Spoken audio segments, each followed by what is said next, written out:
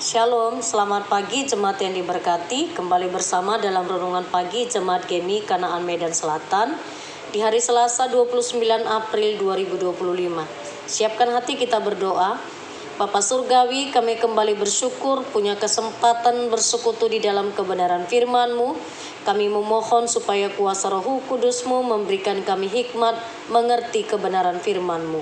Dalam nama Tuhan Yesus kami berdoa. Amin. Firman Tuhan untuk kita renungkan bersama pagi ini dari 1 Petrus pasalnya yang kedua ayat 1 sampai ayat yang ke-17. Saya membaca di ayat 15 sampai 17, demikian firman Tuhan. Sebab inilah kehendak Allah, yaitu supaya dengan berbuat baik kamu membungkamkan kepicikan orang-orang yang bodoh. Hiduplah sebagai orang merdeka dan jangan menyalahgunakan kemerdekaan itu untuk menyelubungi kejahatan-kejahatan. Melainkan hiduplah sebagai hamba Allah. Hormatilah semua orang, kasihilah saudara-saudaramu, takutlah akan Allah, hormatilah kaisar. Jemaat yang diberkati, tema firman Tuhan menjadi saksi Kristus yang efektif. Menjadi saksi Kristus yang efektif. Kita memahami sesungguhnya surat Petrus ini adalah ditujukan kepada orang-orang pendatang yang tersebar di Pontus, Galatia, Kapadokia, Asia Kecil, dan Bitinia, yaitu mereka yang terpilih. Ini alamat surat. Apa artinya orang pendatang? Istilah orang pendatang yang dikenakan pada surat Petrus ini adalah merujuk pada orang-orang yang dianggap asing dalam masyarakat. Pada saat itu memang orang yang menjadi orang Kristen dianggap asing karena mereka tidak mau bergabung dalam penyembahan berhala. Sehingga pada saat itu mereka dikucilkan oleh masyarakat. Namun dalam konteks yang seperti itu, Petrus memberikan nasihat supaya mereka kesempatan untuk menjadi saksi Kristus yang efektif. Rasul Petrus menasihatkan jemaat diaspora atau jemaat perantauan yang dimana mereka hidup di tengah orang-orang yang bukan beriman atau secara umum bukan orang-orang Yahudi, di tengah masyarakat yang berbeda dengan agama mereka, supaya mereka sebagai jemaat, sebagai masyarakat perantau hidup jauh dari keinginan-keinginan daging. Seringkali keinginan daging menjajah kehidupan manusia. Jadi kalau keinginan daging sudah menjajah kehidupan manusia, maka manusia tidak bisa lagi berkuasa atas keinginan daging, maka akibatnya akan fatal. Oleh sebab itu Petrus mengingatkan supaya mereka berjuang meninggalkan keinginan-keinginan daging. Lalu memiliki cara hidup yang baik, cara hidup yang beda, hidup merdeka, hidup terbuka. Dikatakan tadi itu ada di ayat yang ke-16. Takut akan Allah, menghormati para pemimpin, tidak menyalahgunakan kemerdekaan untuk melakukan dosa, tetapi hidup takut akan Tuhan. Menjadi saksi yang efektif, menghormati keberbedaan, namun tidak kompromi dengan dosa. Sekali lagi, menghormati keberbedaan bukan berarti kehilangan kebenaran. Menghormati keberbedaan, namun tidak kompromi dengan dosa. Dalam kehidupan masyarakat majemuk, orang percaya harus memiliki cara hidup yang benar. Jemaat yang diberkati Tuhan, ada banyak di zaman modern ini mengatasnamakan hidup di tengah masyarakat majemuk. Seringkali kebenaran dianggapnya menjadi sesuatu semu atau kebenaran menjadi sesuatu yang abstrak. Tidak. Kebenaran firman Tuhan haruslah tetap kebenaran. Sekarang sedang beredar ada hamba Tuhan juga yang menjadi ragu atas firman yang diberitakannya sendiri lewat mimbar.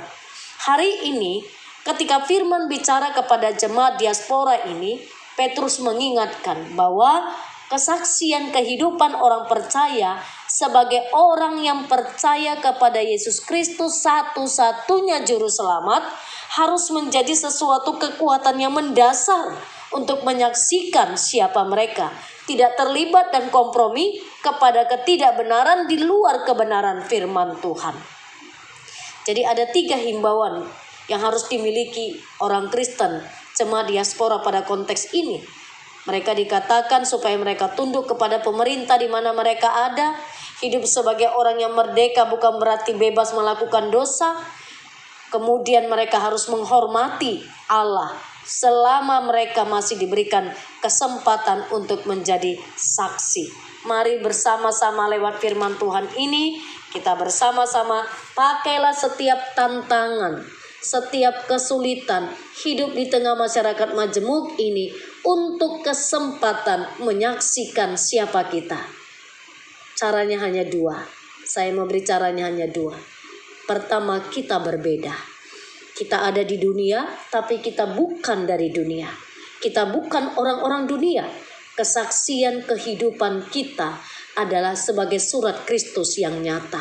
Yang kedua, kita bicara tentang sebuah kualitas hidup kita, kualitas kinerja kita, kualitas hidup yang sangat berbeda, sehingga melalui kehidupan kita memberikan rasa, memberikan garam, memberikan terang, memberikan rasa di mana Tuhan menaruh kita. Mari jemaat yang diberkati Tuhan, saksikanlah Kristus dengan cara yang efektif. Amin, kita berdoa. Bapa Surgawi, terima kasih firman-Mu sudah kami dengarkan. Tolonglah kami untuk terus hidup di dalam kebenaran firman-Mu. Hidup di tengah masyarakat majemuk, di tengah bangsa kami Indonesia. Biarlah kami tetap kuat memberikan kesaksian bahwa kami adalah orang-orang yang ada di dunia, tapi kami bukan orang-orang dunia. Hidup kami harus berbeda karena Kristus Yesus telah mengajarkan bahwa kami hidup di dalam kebenaran. Bapa, tolonglah kami untuk menjadi saksi-Mu dimanapun kami berada. Meski dalam kondisi yang sulit sekalipun, kami mau menyaksikan Yesus Kristus adalah Juru Selamat. Hidup di dalam kasih, hadir memberikan damai di mana Tuhan menempatkan kami. Segala aktivitas satu hari ini kami serahkan kepadamu. Tuhan berkenan memimpin dan memberkati, agar setiap apapun yang kami pikirkan dan kerjakan, Tuhan berbelas kasih membuatnya berhasil. Kami terus menyerahkan untuk seluruh anak-anak kami. Berkatilah mereka Tuhan di dalam setiap jenjang pendidikan mereka. Secara khusus yang masih berjuang di dalam mengikuti tes UTBK pada saat sekarang ini. Berikan anak-anak kami kecerdasan, hikmat Tuhan, supaya anak-anak kami berhasil masuk ke perguruan tinggi negeri yang mereka rindukan, yang menjadi cita-cita mereka.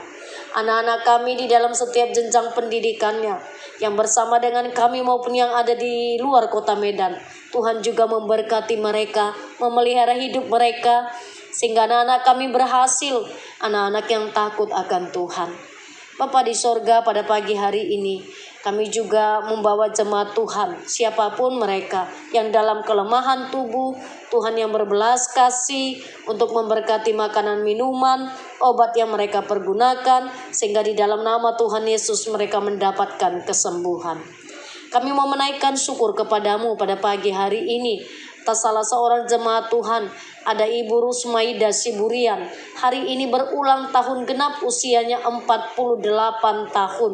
Papa berkatilah inang ini dengan kesehatan, dengan kebahagiaan, berkati apapun yang dipikirkan dan yang dikerjakannya.